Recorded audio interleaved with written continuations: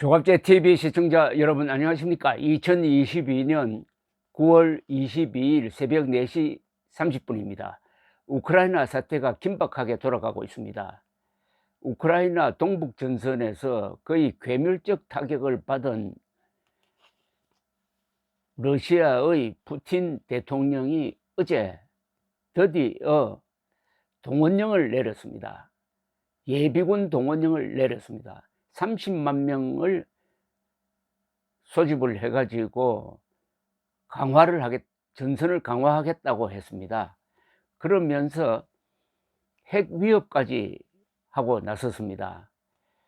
러시아를 말살하려고 덤벼들면은 우리는 모든 수단을 다 강구하겠다, 이렇게 나왔습니다. 그러면서 징병의 소집에 반대하는 사람들을 아주 감옥에 집어넣는 그런 법까지 통과시켰습니다.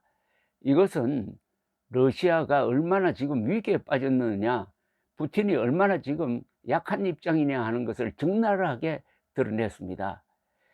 금년간에 우크라이나에 대해서 공식적으로 선전포고를 하지 않을까 하는 그런 관측도 나오고 있습니다.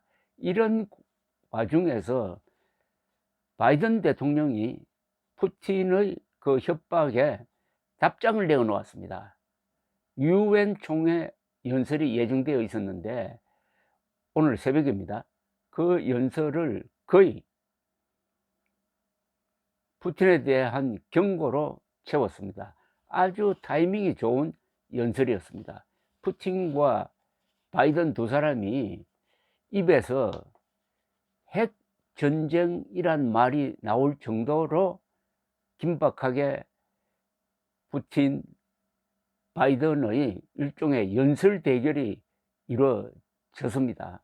오늘 바이든 대통령은 생존권을 말살하려고 하는 것이 바로 푸틴이다 라고 아주 전곡을 찔렀습니다. 이렇게 이야기했습니다. 유엔 상임이사국이 이웃 나라를 침공해 가지고 지도상에서 주권 국가를 지우려고 하고 있다. 유엔 상임이사국이 이웃 나라를 침공해 가지고 지도상에서 주권 국가를 지우려고 하는 데 대해서 자유세계가 연대해서 맞설 것이다.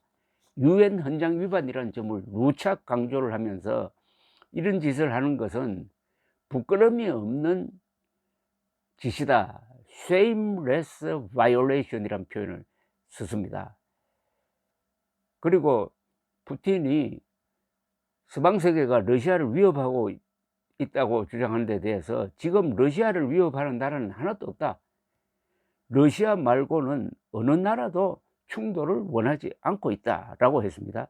그러면서 무책임한 핵 협박이라고 그랬습니다. 무책임한 핵 협박에 대해서 이렇게 경고를 했습니다. 그런 핵무기를 동원한 싸움은 이길 수도 없으니까 그런 싸움을 걸어서는 안 된다 라고 아주 간단 명료하게 정리를 했습니다. 그러면서 작년 런던에서 G7 회의가 열렸을 때 자신이 한 말을 반복을 했습니다. America is back. 미국이 돌아왔다 면서 러시아에 대한 나토, EU 국가의 공조를 더욱더욱 강조하고 있었습니다.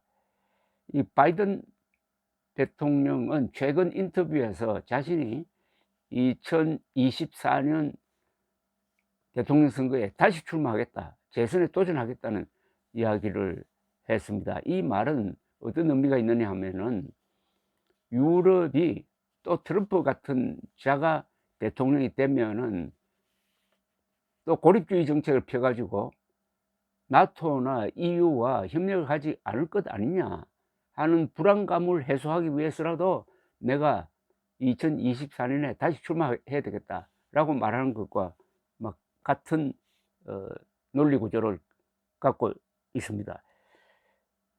이 이야기를 듣고 있으니까 트루만 대통령이 생각났습니다. 1950년 6월 25일 북한이 남침했을 때 그때 트루만 대통령은 자기 고향에 가 있었습니다. 주말이었으니까요. 밤 한 9시쯤 딘 애치슨 국무장관이 전화를 걸어서 각하 불행한 일이 생겼습니다. 38도선 전역에서 공산군이 남침했습니다라고 하니까 트루만 대통령은 벌컥 화를 냈다고 합니다. 그자들을 가만두지 않겠다라고 뭐 한때 어느 보도에 따르면 욕까지 했다고 선 오브 비치란 말까지 썼다고 합니다. 그때 바로 파병이 결정되고 그 순간에 목숨이 경각에 달했던 한국이 다시 살아나는데, 그때 트루만 대통령의 머리에는 뭐가 있었느냐 하면은 2차 세계대전이 왜 났느냐, 1938년 뮌헨 회담에서 유럽의 강국들이 히틀러의 공갈에 굴복해 가지고 체코슬로바키아를 갖다 바친 거, 거기서부터 무너지기 시작했다. 국제공산주의의 팽창 정책을 38도선에서 정지시키지 않으면, 저지하지 않으면 세계대전으로 확대될 것이다, 이렇게 판단을 하고 유엔이 삼파 역할을 한 신생 대한민국을 강한 나라가 지도상에서 지우려고 하는 것은, 이것은 유엔의 존재 목적과 유엔 헌장에 대한 도전이다, 이렇게 해서 유엔군이 한반도에 투입됐던 것입니다. 그 말하고 이 바이든의 오늘 말은 거의 같았습니다. 이것은 또 어제 윤석열 대통령의 연설과도 같은 이야기죠. 자유를 개인한테 주어 가지고 개인이 행복한 삶을 살 수 있도록 하듯이 국가 간의 관계도 마찬가지다. 국가 간의 관계에서도 주권이 존중되어야 한다. 그런데 이걸 무너뜨리려는 사람이 있으면은 세계 시민으로서 싸워야 한다는 이야기를 했습니다. 또 그 말은 이승만 대통령이 했던 말하고 똑같습니다. 이승만 대통령도 미군이 한반도에 와서 전사하는 것은, 죽어나가는 것은 정말 가슴 아픈 일인데, 이 미군은 미국인으로서 죽었을 뿐만 아니라 세계 시민으로서의 의무를 다했다는 아주 감동적 표현을 합니다. 그런 고귀한 정신을 오늘 바이든 대통령이 연설을 통해서 표명하는 것을 보고, 저는 2020년 대통령 선거에서 트럼프가 아니라 바이든이 당선된 것이 우크라이나를 살렸다고 생각합니다. 아마 트럼프가 있었으면 트럼프는 푸틴에게 무슨 약점이 잡혔는지 러시아와 푸틴의 아주 굴욕적인 태도를 보였던 자입니다. 만약 푸틴이 젤렌스키를 나치로 몰면서 쳐들어갔더라면은, 트럼프가 재선이 되었더라면은 아마 트럼프는 바이든처럼 이렇게 도와주지 않았을 것이라고 생각합니다. 아마 우크라이나가 러시아에 먹혔을 것이라고 생각합니다.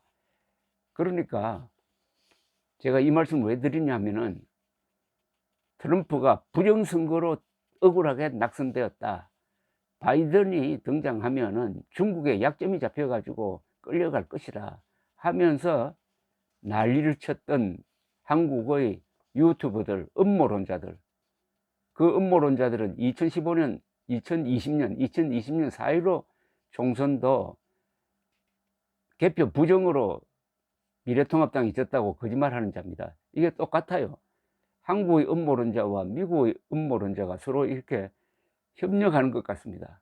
그자들의 그 저주를 생각하면서 그때 바이든이 당선된 것이 한국에도 좋고 우크라이나에는 결정적인 도움이 되었다는 생각을 해 봅니다. 원래 이 민주당 정권 시절에 전쟁이 많이 일어납니다.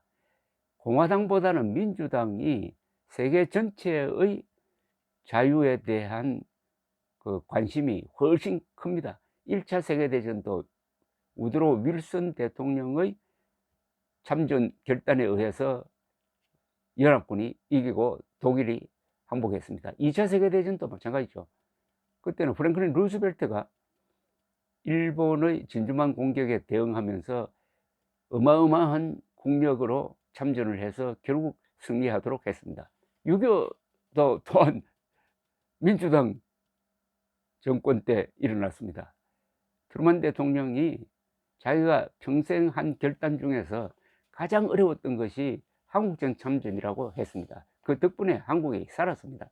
그리고 월남전도 케네디 대통령이 참전했습니다. 이런 역사를 돌아보면서 한국에서 앉아가지고 민주당은 좌파고 그랬으니까 친복이고 공화당은 뭐 우파다 이런 식으로 아주 아는 척하는 사람들이 트럼프를 지지했던 그 시절이 생각나면서 오늘 바이든의 근사한 연설을 보고 미국 사람들이 2020년 대선에서 선택을 잘했듯이 우리 국민들도 지난 3월 9일 위대한 선택을 해서 그러나마 윤석열 대통령이 어제 유엔 총회 연설에서 유엔군을 보내준 데 대해서 감사하는 연설을 남기게 되었다. 어쨌든 한국과 미국 선거가 얼마나 중요하느냐를 새삼 깨닫게 되었습니다. 감사합니다.